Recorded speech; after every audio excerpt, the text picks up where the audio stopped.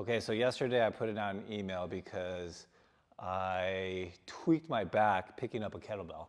And I got a lot of feedback as to, hey, number one, was I okay? Number two, what were the strategies that I use to help alleviate the pain and help me get back to the right track? So I got a couple tools out here. I'll be real quick with this. I want to show you a couple things that I focus on and a couple things that I do as I get out of pain and then progress into more performance. But let's start from the beginning. How did I hurt myself? Well, initially, I picked up the kettlebell. I'm not going to do it, but I picked up the kettlebell by bending my hips because I was going over a bench, and then I rotated the spine. And if you kind of understand the bending of hip and rotation, that's the worst thing we can do for the back because of all the pressure and the compression we're going to do into the lumbar. So that was number one. I was just lazy, and I think that's just what happens is we get lazy as we do movements, getting in and out of an exercise. So that's how I heard it. Number two is when you realize that you do have a strain or a tweak or whatever you want to call it, immediately go, for me personally, what works well for me is that I immediately go to lying on my back or I ice it immediately. I don't try to stretch it because that irritation of stretching is not going to let my body just relax and heal. So once I rest or ice, I let it like simmer for a couple days or not, and then I start doing the strategy of stretching above or below the pain. So if my lower back hurts, I'm going to stretch out my T-spine and I'm going to stretch out my hips. That's just my go-to. I don't start stretching out the painful area. I let that settle. So first thing I do is I go into a half kneel position, which is a short lever, right? My thigh bone or my femur is going to be a shorter, my balance and my core, which is my whole spine, won't have to work so hard versus a longer lever, which is my full leg stance. So I'll literally go, and I'll give you kind of like a side view, is I'll go half kneel, open up my legs, and then really try to stretch out lower back is right here, everything below. So you can talk about, psoas, whatever the muscle is, TFL, you can go deep down into it, but literally just go into this and stretch out that pelvis and noticing my back is not hyperextending. The clothes, my shirt is not wrinkled. I want to literally go into that rounding sensation and gently, I like to call it seek and destroy. Kind of seek out those tender spots or the stretchy angles and then sit in those angles. For me right now, going straight is okay. I've been doing this for the past couple of days, like about 35 hours now. And then I'll switch it out. Instead of going straight, I'll go sideways, which is I'm just gonna bring my pelvis squared up.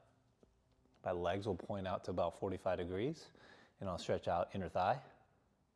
And I'll try to get my inner thigh on both sides, hamstring, and I'll just sit into this. I'm not gonna get into it a lot. It's not by 30 seconds or a minute. It's literally 10 breaths in each position. And then I'll switch sides. And notice I'm like really maintaining spine position. I like to call it spine length. So how many hand lengths are you from your Adam's apple to pelvis? I'm 1, 2, 3, 4, 5. So when I do this move, I want to keep my 5 hand lengths, not extend to 6 or 7. That kind of hurts me right there. So I kind of feel it. So I know I need to be at that 5 and then do the pelvis kind of drive or floss or whatever you want to call it. And then just kind of explore that. Again, short levers is going to be huge. And then just kind of let that settle. You'll feel like that warm up. From there, I'll literally just go to my back. You notice that I rolled instead of just plopped down. But I want my back to settle into the floor. And this is pretty easy. It's just kind of like rolling side to side, just allowing my pelvis to drop. And then when I get ready, I like to literally, depending on how severe the pain is, I'll just kind of go here and just up and down. Because remember, a lot of people, a lot of us, me obviously, is we'll do movement from the spine. That's how we tweak it. But reminding the body that this is the ball and socket joint, the hip, and we want to bend and extend everything from that joint. So I'll go here, both sides. Again, 10, 15 breaths is where I kind of go as my threshold. If this is too easy, I tabletop and I learn to go through the pelvis joint. I don't want to be shaking, wobbling, because I want to stabilize my static leg while I do movement, dynamic movement through my other leg, and then vice versa. If that's too hard, just put that foot on the ground, right? Noticing that I want to keep my 5 hand lengths when I do this move, and so on and so on. So you can do that a couple times. Now my go-to move, literally my go-to, I mean, minus all this equipment that we have, is I'll go into my clams or my side leg lifts, fetal position, foot, pelvis, shoulder lined up, head nice and neutral. I'll either go here with my clams, focusing on the glute, remember, above or below the pain. So focusing on the glute so I can load that. 2 big cues. Top pelvis has to be directly above. A lot of it will be like right there. I want to push that pelvis away so it's directly on top. Then I want to post tilt.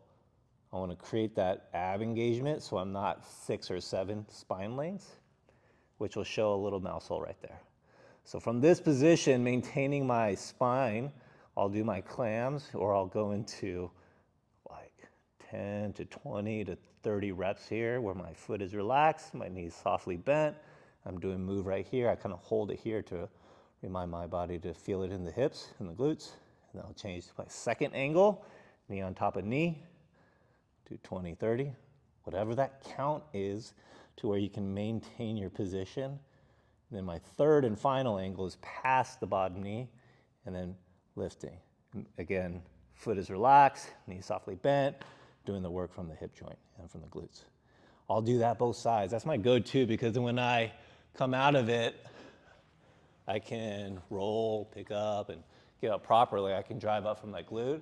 And then that's where my center of gravity is versus me sitting into my joint, my facets, my low back, and then I can actually get my pelvis under, and then I can be table, like set my pelvis and my spine on top of that, and then I can relieve some of that pain.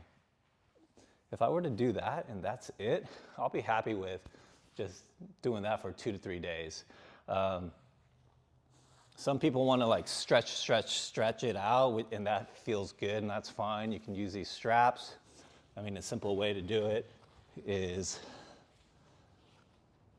put it at the bottom of the foot, gently pull them back, feel the hamstring stretch, making sure the pelvis isn't tucking over. This is angle 1. Angle 2 is across midline, and then angle 3 is just opening as far as I can. And again, 10 to 15 breaths per angle, and then I'll switch sides, switch legs, and kind of be like that. I mean, this is kind of what I do watching TV at night, or if I'm just kind of chilling out. But that kind of process, I guess, 2 main points is attack above and below. If you want some more videos on upper body stuff like T-spine movement, just let me know. But that's a good setup or start so you guys can understand that it is the hips and the pelvis region is like the go-to, so we can have foundation set underneath so the low back doesn't have to do so much. And then final thought, whenever or after I do any type of exercise during back pain, I'll always use this ice pack, and I'll literally lie down for 5-10 minutes. I'll get that bolster underneath, and I'll just hang out for 10, whatever amount of time. I like 15 minutes. I like 3 times a day. Like right now, this feels pretty good for me right now. So I'll hang out here for literally like, if I can only get 5 minutes in a day, something's better than nothing. So I'll just hang out here and just relax and focus on my breathing. Cool, thanks guys.